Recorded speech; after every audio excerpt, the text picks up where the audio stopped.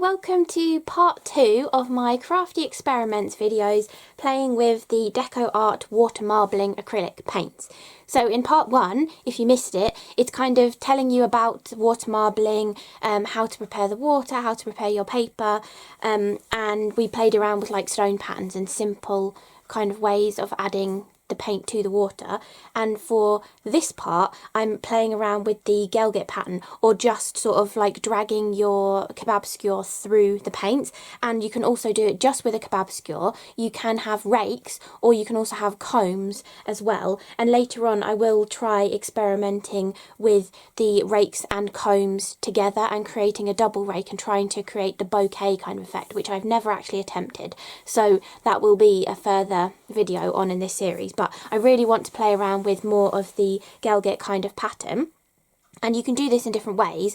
The DecoArt's videos, they got a couple of different ones, you know, showing you how to use their paints. They do a strip of paint across the middle and keep adding the different colours so it moves out in stripes, and then do the Gelgit kind of pattern. But you can also do it starting with stones as well. So we're going to play with different versions of it, and also play with using the kebab skewer, or using these, which I found on Amazon. You get 2 for £1, and I know they're not long enough for my tray, but you can do it 3 times in one direction, 2 times in the other direction to kind of complete the whole pattern. And I used them a couple of times when I was playing for the magazine commission. As you can see, there's a bit of paint left on this one. I haven't used the narrow side yet, I've only used the wide side, but I just want to play around with it and see what happens. And you can also do things called the comb technique, which is actually this distance apart, I think, but narrower kind of needles and stuff. But I got a wooden comb. This was off of Budley Crafts, I think it was Budley Crafts, and I thought maybe an actual comb would work well as well, so we're going to try that out too.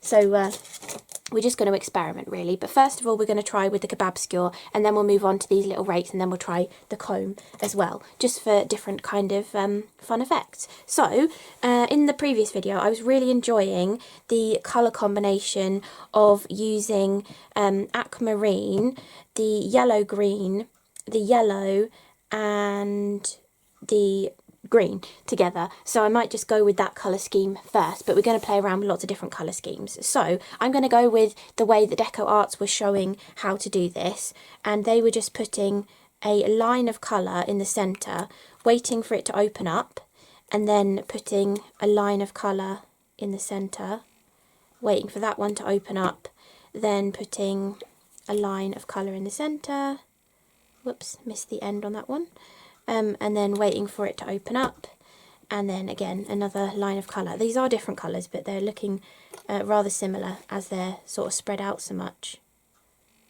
But we can go like that and then cycle back through the colours again.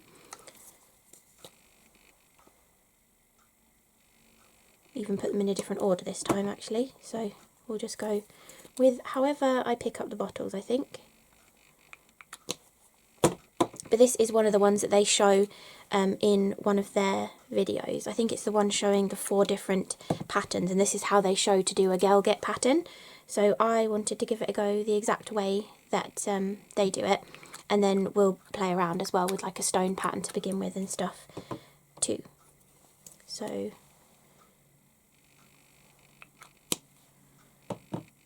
go this one. And you can also do the Gelgit differently. I've seen some people, they just go up and down like this, and that's the Gelgit. I've seen people go this direction, and then this direction, and that's it. Or I've seen people do this direction, this direction, and that direction, and then that's their Gelgit. I'm sorry if the focus keeps going in and out. I don't think it likes me waving my hands around in front of it. But we're just going to play around with, you know, the different kind of effects and see what we can create. So this one is just going to be using the kebab skewer to manipulate the paints, I think.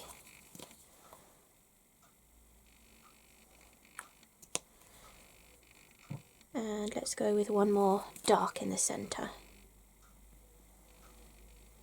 That yellow is still opening up over there. I added a bit too much, so it's kind of messing with the pattern, but it doesn't particularly matter.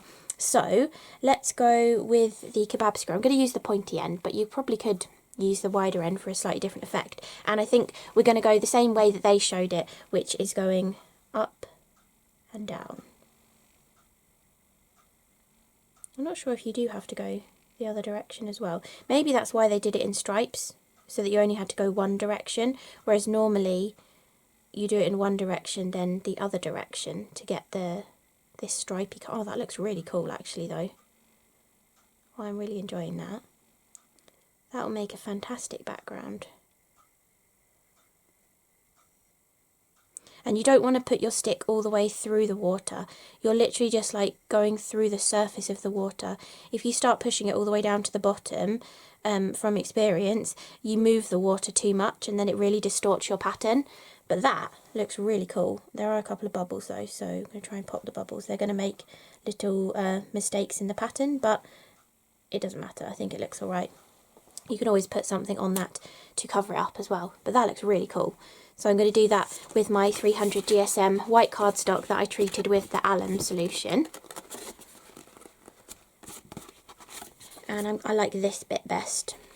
So I'm going to lay it down onto there and hope that it picks it up and that I didn't distort it too much. That is so cool, that pattern. It's so much fun to play with these paints if you've never tried them before. Oh, look at that. Okay, it did make a ripple. And actually, this is another technique. It's called the Spanish wave. And you're supposed to like put your paper down in a certain way to make it like wiggle. And I don't know why, but my camera's not picking up the colours as well. This dark colour here is almost like a deep bluey turquoise kind of colour. But it's not really showing that up on the screen for some weird reason. My old camera didn't like purple. Apparently this one doesn't like a turquoisey blue kind of colour. I'm just washing it. I explained all this in part 1 about washing off the colour and everything. I have a feeling I'm going to get through a lot of sheets of cardstock playing with this kind of pattern because this looks so cool. Okay, so I'm going to put this behind me to dry. I think that'll be clean enough. Right, now I am going to do just blues because I think that would look really good. So I'm going to go with the actual blue, then there's light blue, and then there's also tropical blue as well, and I might put some white in too. And this time, let's do the same way of adding the paint like DecoArt tell you to do.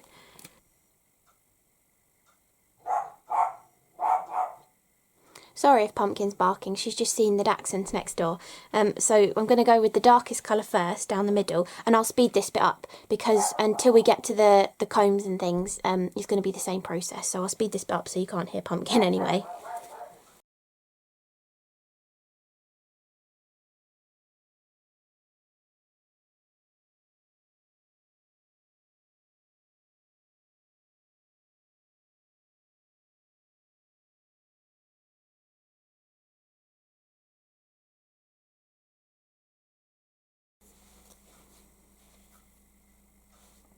Okay, so I just did 3 repetitions of the colours this time, and some of them, the bubbles, made it go a little bit weird, but I'm going to try using the rake. So I'm going to use the wider rake of these ones I got on Amazon. I'll put the link below in case you want to get them. It was just 2 of these for £1, which I thought was really good value, and I didn't realise there was going to be 2 to begin with either. I thought it was just 1, so it's quite nice that you get 2 of them. And let's go down here, pull slowly. This gives a really cool scalloped pattern, but we're going to go back in the opposite direction as well in a second. Might find that these rakes are too wide actually. I mean too narrow. We might have to like sacrifice one and break some of the little bits off of one of them maybe. And am I going to be able to do this? No, because my water's not high enough. Okay, I'm just going to have to leave that end. And then we're going to go back in the opposite direction to get that Gelgit pattern. Which apparently Gelgit means come and go. And this water I don't think is actually thick enough because it moves quite a lot. It's not really staying where I put it. But that pattern is beautiful by itself, that scalloped pattern.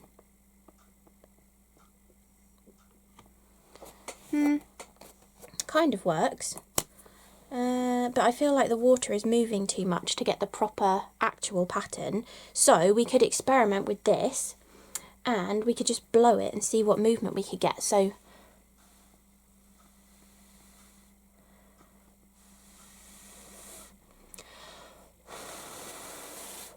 okay, it kind of just spreads out the pattern. It's not what I was expecting to happen, although it's moving back together again. That's cool. Or we could take the kebab skewer and do some gentle like wiggles through it to kind of make it look more intentional. I'm kind of thinking this could look like water for a background on a card, because I've just done it in the blues and the whites, and maybe moving it like this would give it a little bit more of a watery kind of effect. So possibly that would work.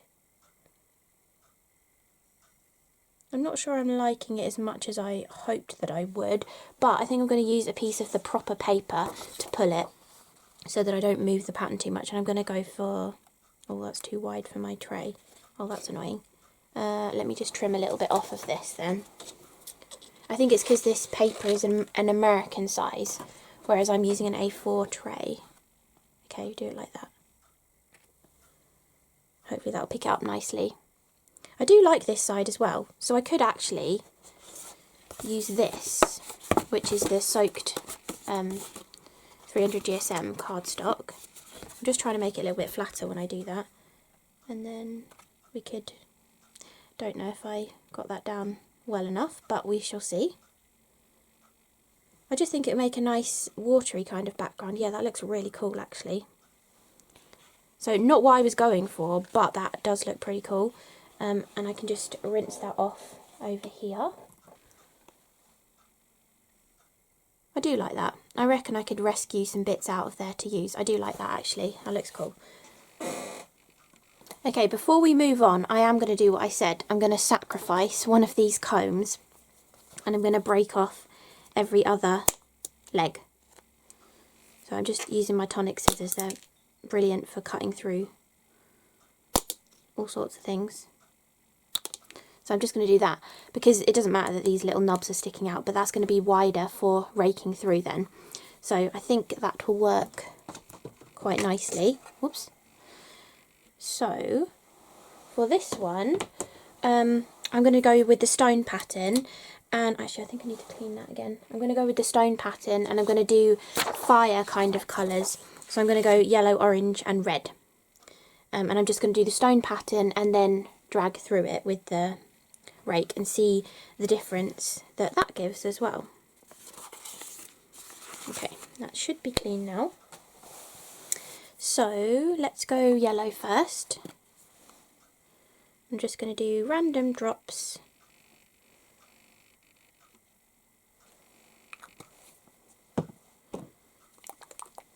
And then the orange.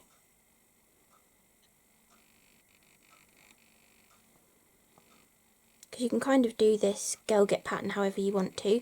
The first person who I saw do the Gelgit pattern, they did just do the stone pattern first and then just did it from there. And I have a feeling that the DecoArt have done it the other way so that you don't have to go in both directions.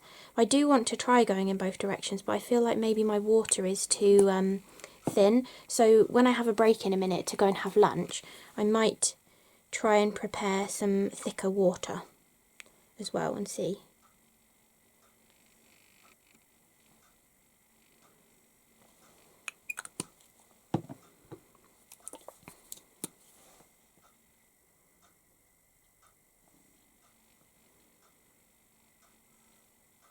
Okay, so we're getting some good strong colours, wow, really strong colours on there now, the way that orange just opened up. Let's do a couple more dots of red. And then I think that's going to be good, so let's just pop those bubbles. Doesn't want to pop. Doesn't want to pop. I'll just leave it. So I'm going to go slower, much slower this time, to try and not disturb the water too much so that I can go back in the opposite direction.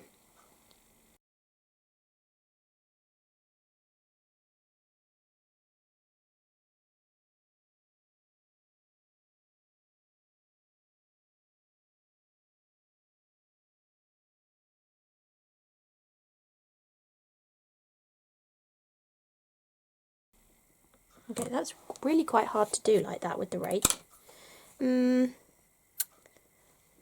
Let's go back with a kebab skewer and try and make this look better.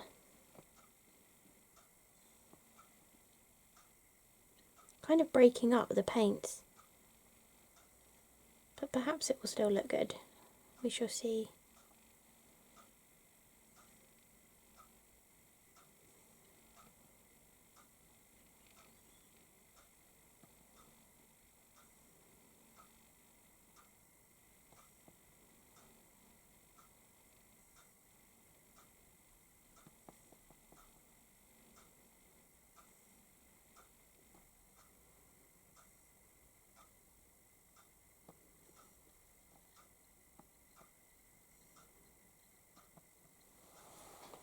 It does look kind of cool. It does look like fire, which is what I was hoping for.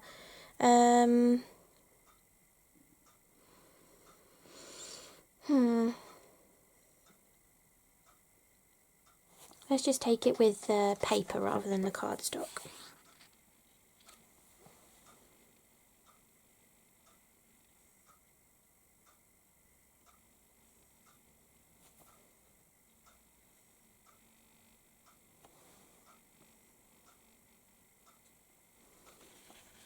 Oh, that does look quite nice. It is a little bit more broken up than I would have liked. They're not very clear, like defined lines, but that's pretty cool. So we'll keep that one. Let's go back to the DecoArt method, but I'm going to do it this way so that I get my Gelgit in the opposite direction. So let's go yellow.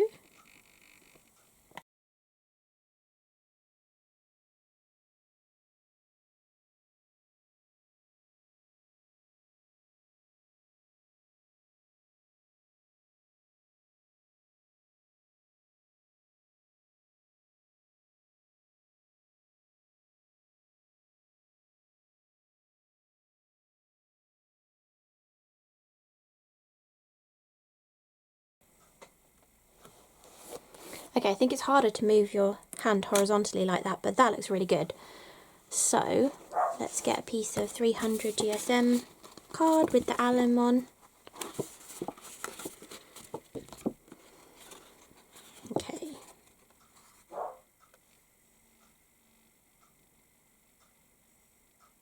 And hopefully this will look good. Oh, actually, if you do this, you get the pattern on the back too. That's cool. Oh, that might be a cool new technique. Get the pattern on the back as well as the front. Although I didn't put alum on the back, so it's probably going to run off the back. Look how cool that looks. Okay, that looks really good.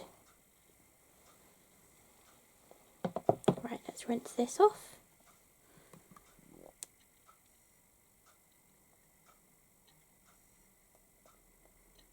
And actually, if I rinse the front and then rinse the back, I can show you the difference between having alum on there and it's staying versus no alum. Don't want to mess up the pattern on the other side, but no alum on there, it just doesn't stay. Some of it might stay, but as soon as you put any water on it, it's all just running off, you see. So that's the difference that the alum makes.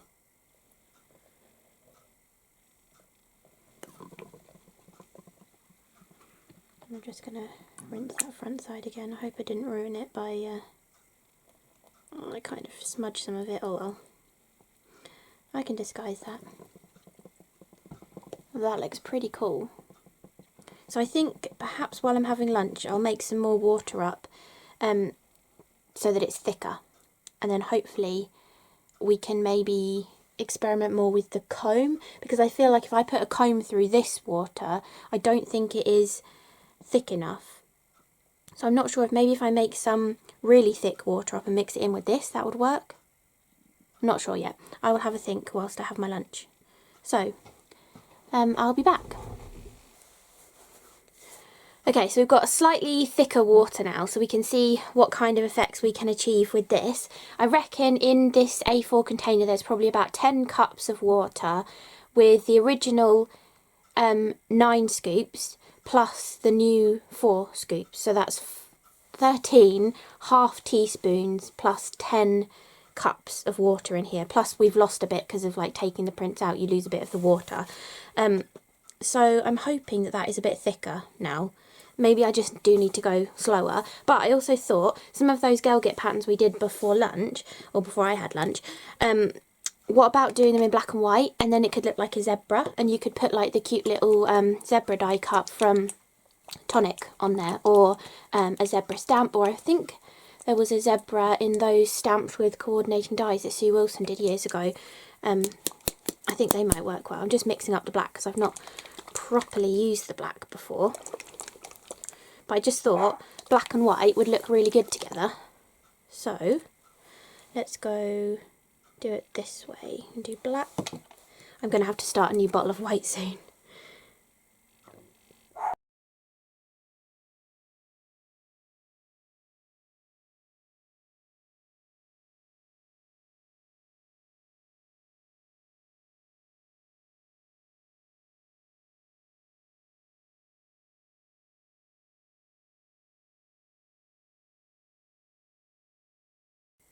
Okay, I like that. I think that looks good. That would definitely work for a zebra themed card. So let's just get this bit ready and put it down.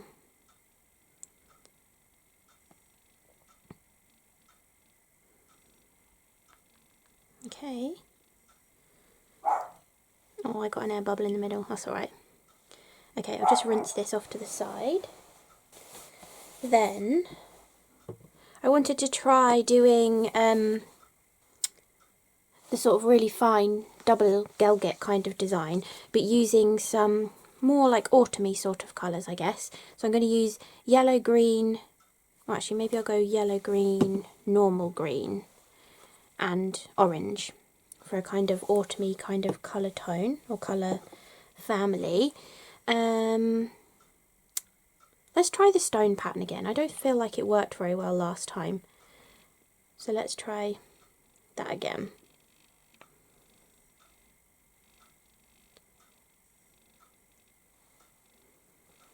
Let's sort of like fill the background a bit with the green. Then go with the yellow green. If I don't be precise as well.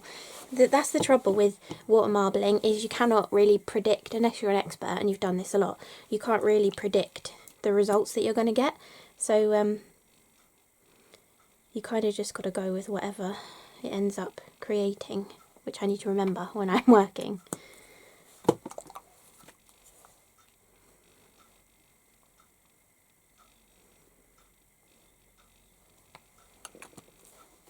Okay, and then a bit more of the lighter green.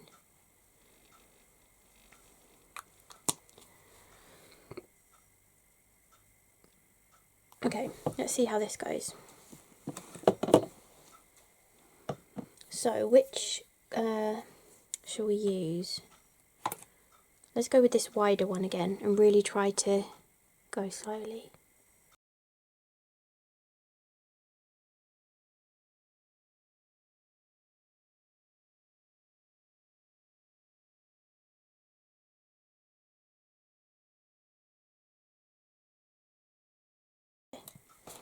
So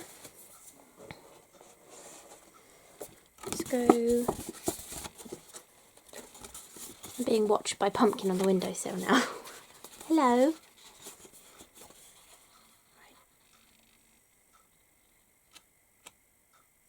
Okay, hopefully that didn't move the pattern too much.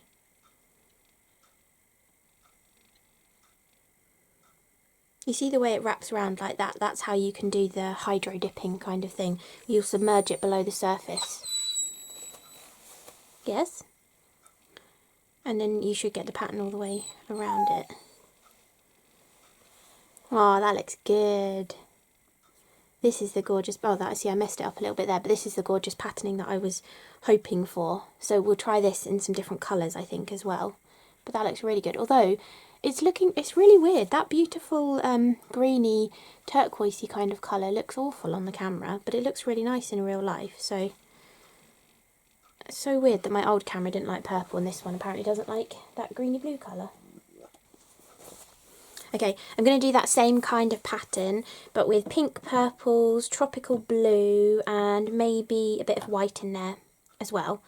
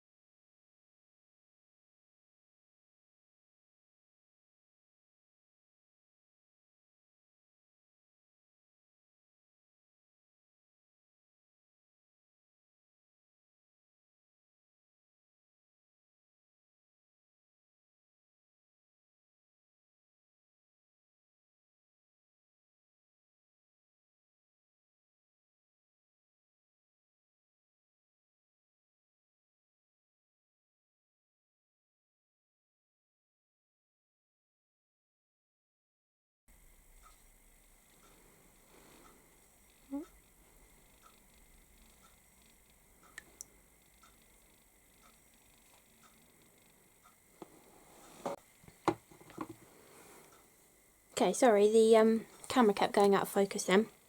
I'm going to add a little bit of white in, and then I'm going to try doing the rakes and a comb. I'm going to try with this actual comb. So when I've seen Blue Ivy Marbling do this, she goes and does what I just did on the previous two, going, you know, the rakes in one direction and the other direction, and then she does the comb. So we're going to see, I think that when you do that whole pattern, it's called the non-pareil. So we shall see what we can achieve.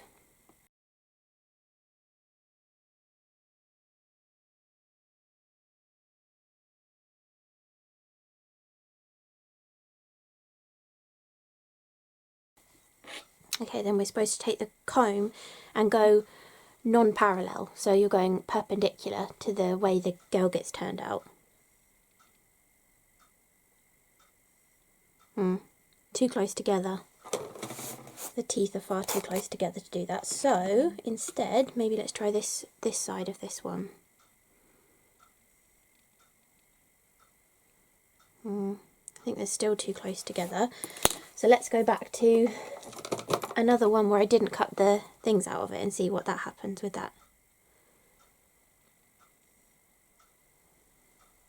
It's really pulling it along, isn't it? Not sure why. Go down this side first. Maybe it's just because I messed up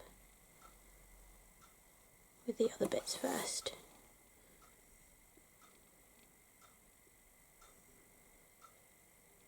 That doesn't look too bad, does it? Maybe correct this bit here. This bit looks alright. It's very bunched up at this end, possibly because when I've seen people use the combs, they are like needles, so they're really fine. So perhaps you do need something that is really fine. But let's just take this one on a piece of the actual water marbling paper and get it there, I think.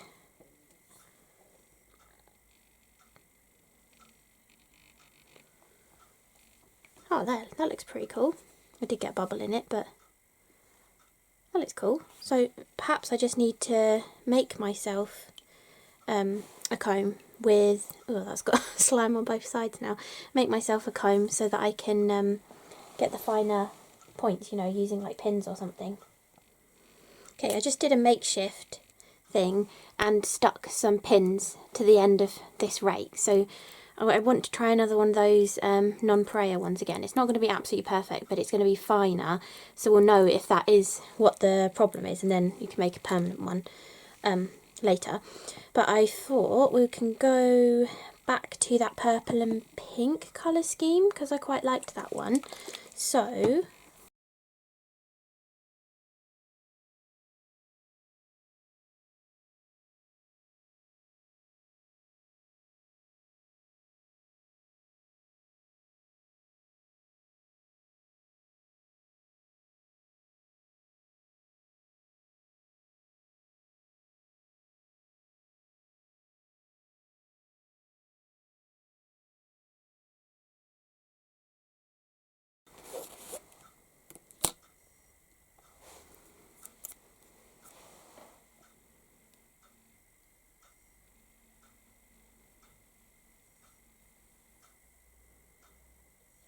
That works so much better with the pins.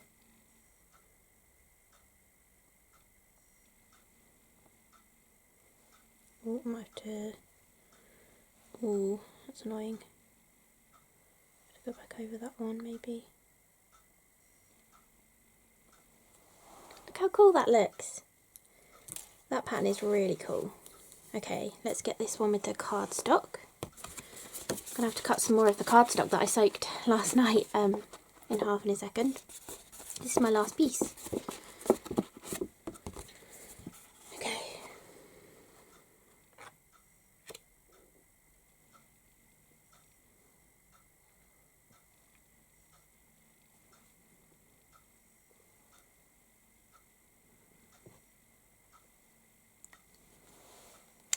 Look at that. That is so good. Okay, so I think that's all of the patterns that I really wanted to try with this Gelgit kind of method, and the fact that we've worked out that the pins are definitely the best way to go to get that nonpareil kind of design.